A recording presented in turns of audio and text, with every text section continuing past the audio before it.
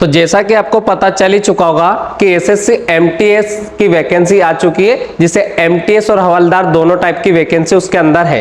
SSC CGL के बाद अभी हाल ही में इसको निकाला है और एसएससी सारी एग्जाम्स अपनी कंडक्ट कराने वाला है धीरे धीरे। और सबसे पहले अगर हम बात करें सीजीएल होगा और सीजीएल के बाद में एमटीएस जो होने वाला है समथिंग नवंबर के आसपास इसको कराया जाएगा। तो आज हम देखेंगे कि एसएससी जो एमटीएस और हवलदार की जो वैकेंसी आई है, तो एमटीएस की वैकेंसी में क्या होता है और हवलदार में क्या होता है, दोनों में क्या क्वालिफिकेशंस मांगा है। तो सबसे पहले हम बात करते हैं इनकी डेट्स की। तो एग्जाम डेट की अगर हम बात करें कि कब कौन सी डेट है, इंपॉर्टेंट डेट्स अपन देखने वाले हैं। सबसे पहले अगर मैं इसकी इंपॉर्टेंट डेट्स की अगर मैं बात करूं तो इसके जो फॉर्म भराने शुरू होंगे वो 27 जून से लेकर 31 जुलाई तक फॉर्म इसके भराने वाले। 27 जून से लेकर 31 जुलाई तक इसके फॉर्म भराने वाले। और उसके बाद जो last date and time for making online payment है, तो ऑनलाइन पेमेंट करने का जो डेट है वो 1 अगस्त 2024 है।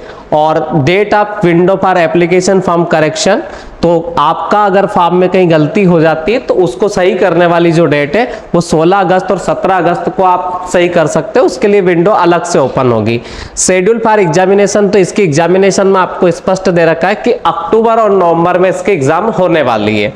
उसके बाद में एसएससी ने इस बार एक टोल फ्री नंबर भी करा है कि लास्ट में साइट डाउन हो जाती है, बच्चों को बहुत सारी प्रॉब्लम्स रहती है, बहुत सारी क्वेरीज रहती है, तो उसके लिए एसएससी का नंबर है 1800-309-3063।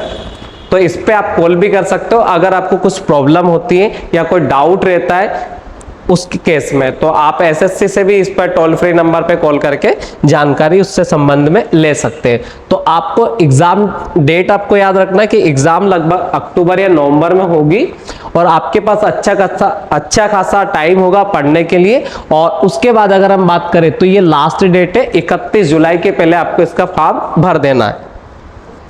अब अगर हम बात करें कि इसमें वैकेंसीज होने वाली है, तो वैकेंसीज कौन कौन सी रहेगी, तो इसमें एक एमटीएस होगा। तो एमटीएस का मतलब होता है मल्टीटास्किंग, और एक होता है हवलदार। हवलदार वाली पोस्ट जो वर्दी वाली पोस्ट होती है। और अगर हम बात करें एमटीएस की तो ये डेस्क जॉब होती है। डेस्क जॉब का मतलब आपको ऑफिस में रहकर जॉब करना होता है, और हवलदार वाली जो जॉब होती है ये वर्दी वाली जॉब होती है।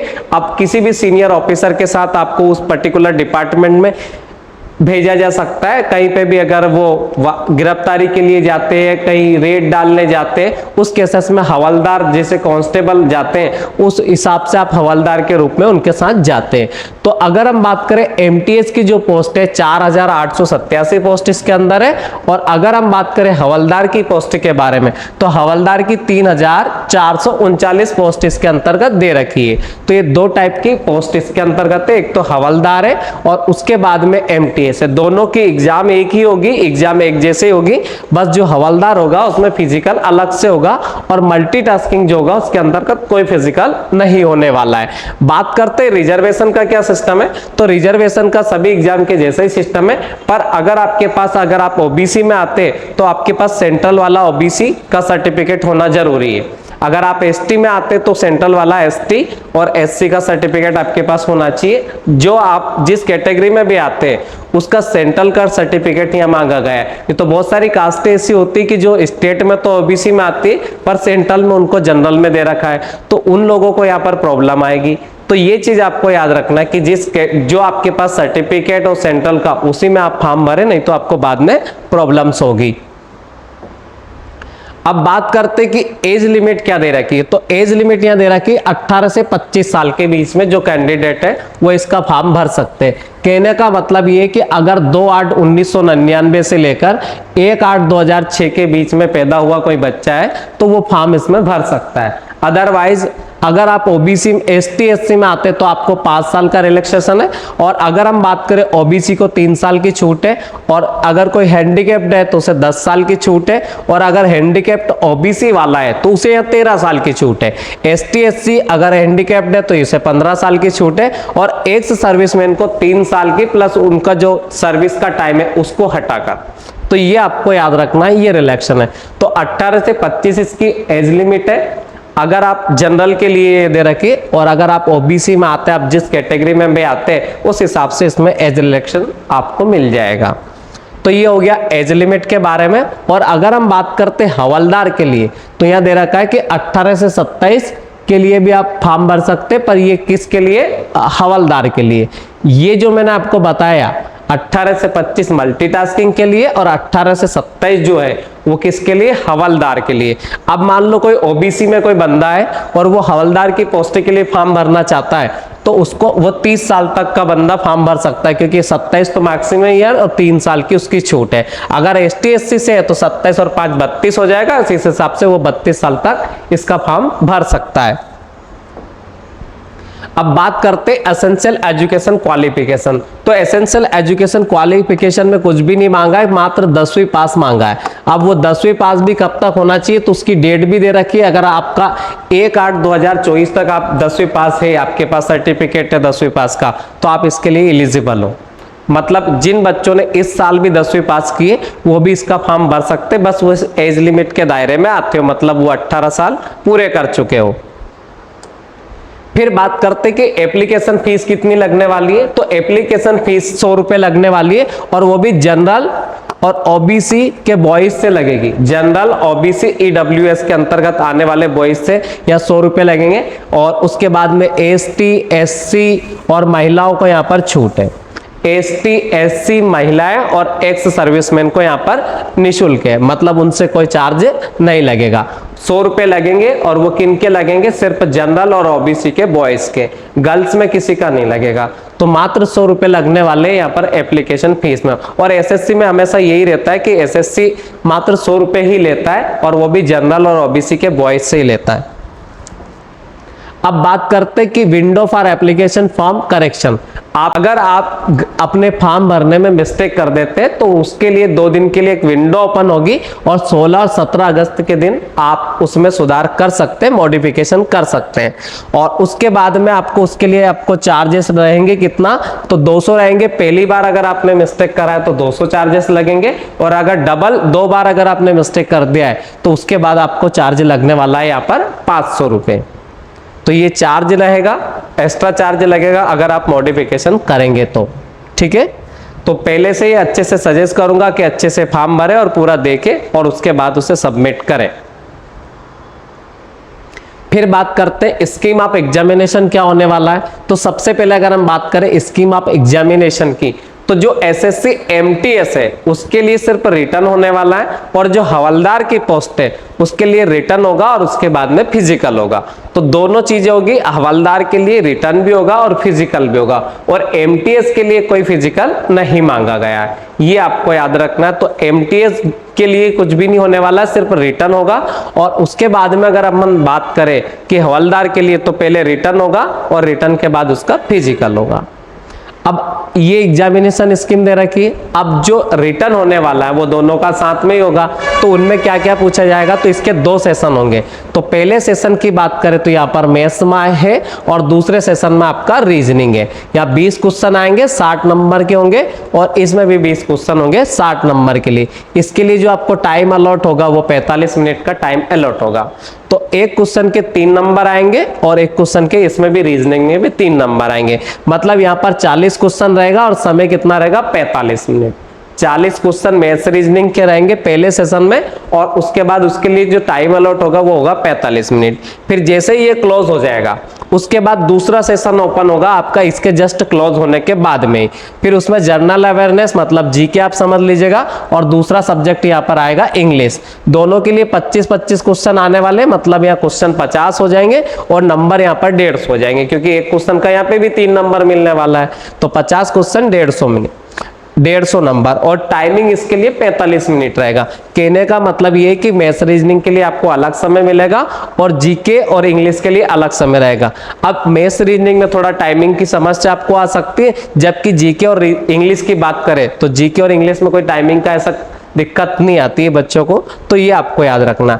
अब ये जो पहला वाला पेपर है ये सिर्फ क्वालिफाइंग नेचर का होता है, और सेकंड वाले पेपर जो आपको दे रखा है कि जो जीएस और आपका इंग्लिश दोनों के लिए, तो जीएस और इंग्लिश से आपकी मेरिट लिस्ट बनने वाली है। मतलब ये उन बच्चों के लिए सबसे बेस्ट एग्जाम होगी जिनका मैथ्स वीक है, रीजनिंग वीक है।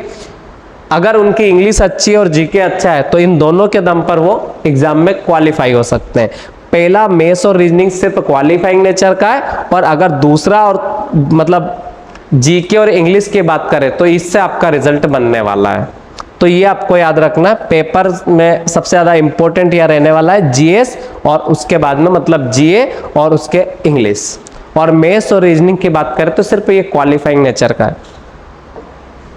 अब बात करते हैं कि ये इसका सिलेबस दे रखा है, तो ये मैथ्स का सिलेबस है, वही सिलेबस है जो ऑल कॉम्पिटिटिव एग्जाम्स में आता है। और उसके बाद रीजनिंग में भी वही है, मतलब आपका मैथ्स और रीजनिंग तो एसएससी सीजीएल दो या सीएचएसएल दो या एमटीएस दो, कोई सा भी एग्जाम दोगे तो सेम का सेम ही है, पूरा का पूरा सिलेबस, कुछ भी चेंज नहीं है। जनरल अवेयरनेस की बात करें, the broad coverage of the test will be on social studies, जिसमें history, geography, art and culture, civics, economics, general science and environment studies up to 10th standard तक ये मांगा है, ये बोला गया आपके जीए में। और उसके बाद में इंग्लिश में है, तो इंग्लिश में candidate understanding of the basis of English language, its vocabulary, grammar, sentence structure, synonyms, antonyms and its correct usage and etc and to test comprehensive simple paragraph में भी इट गिव, मतलब पूरा का पूरा सिलेबस भी same ही रहने वाला है, कुछ भी डिफरेंस इसमें नहीं है। पेपर बहुत अच्छा रहता है इसका हमेशा, बस कंपटीशन रहता है, तो इस बार पोस्ट भी अच्छी आई है। उसके बाद में अगर हम देखें कि इसमें फिजिकल जो एफिशिएंसी मांगी उसमें क्या है, तो इसमें जो फिजिकल होगा मेल के लिए यहाँ पर वॉकिंग है, सिर्फ क्या दे रखा, मेल और फीमेल के लिए सिर्फ, इसमें रनिंग नहीं बोल सकता आप, ये क्या है वॉकिंग है। 1600 मीटर 15 मिनट में चलना आपको, आपका मन हो तो दौड़ो, आपका मन हो तो चलो, पर 1600 मीटर है 15 मिनट में फॉर मेल, और फीमेल के लिए 1 किलोमीटर है और ये 20 मिनट है। यहाँ पर फीमेल के लिए 1 किलोमीटर है और 20 मिनट में 1 किलोमीटर आपको चलना होता है। तो ये बहुत आसान है, कोई भी बंदा आसानी से इसको कर सकता है। फिजिकल के बाद में ये अगर देखें कि हाइट कितनी मांगी है, तो अगर हम बात करते हैं हाइट की,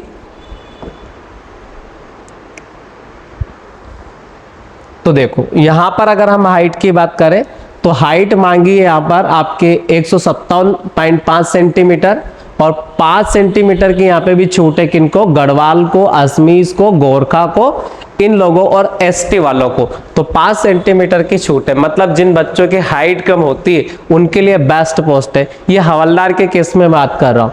उसके बाद चेस्ट यहाँ पर 81 है और 5 सेंटीमीटर का यहाँ पे उनको फिर रिलैक्सेशन, 81 सेंटीमीटर यहाँ पर क्या मांगा है, चेस्ट है, और ये दे रखा है कि fully expand with minimum expansion of 5 centimetre, 5 centimetre फुलाने के बाद आपका 81। उसके बाद फीमेल के लिए अगर हम बात करें तो यह हाइट यहाँ 152 सेंटीमीटर मांगी, और यहाँ पर 2.5 सेंटीमीटर को इनको छूट है। उसके बाद में अगर बात करें वेट की, तो इनका वेट यहाँ पर 48 किलो और 2 किलो के वेट की यहाँ पर छूट है। तो ये फीमेल कैंडिडेट के लिए, और ये अगर अपन देखें तो ये है मेल कैंडिडेट के लिए, और ये फीमेल कैंडिडेट के लिए। फीमेल कैंडिडेट के लिए 48 किलो वेट मांगा है और 2 किलो के यहाँ पे उनको छूट है, और हाइट में 152 सेंटीमीटर हाइट है और 2.5 सेंटीमीटर की इन लोगों को छूट है, जो असमी है या गढ़वाली है या गोरखा है या फिर वो एसटी से आते हैं, तो इन लोगों को यहाँ पर रिलैक्सेशन है। तो ये था पूरा का पूरा एसएससी एमटीएस के बारे में। इसके बाद वाले वीडियो में मैं पूरा का पूरा एसएससी की जितनी भी एग्जाम्स होती है उनके लिए आपको एक बुक लिस्ट बताने वाला हूं, और उसके बाद में मैं जुलाई में, जैसे अभी 4 या 5 जुलाई के बाद से मैं एक बेस शुरू करने वाला हूं एसएससी का फाउंडेशन बैच, एमटीएस लेवल से तो सीजीएल लेवल तक पूरा का पूरा मैं पूरा बैच कवर करवाऊंगा, जो पूरा का पूरा सिस्टमेटिक चलेगा। अगर आप इंटरेस्टेड हो तो आप देखें। धन्यवाद।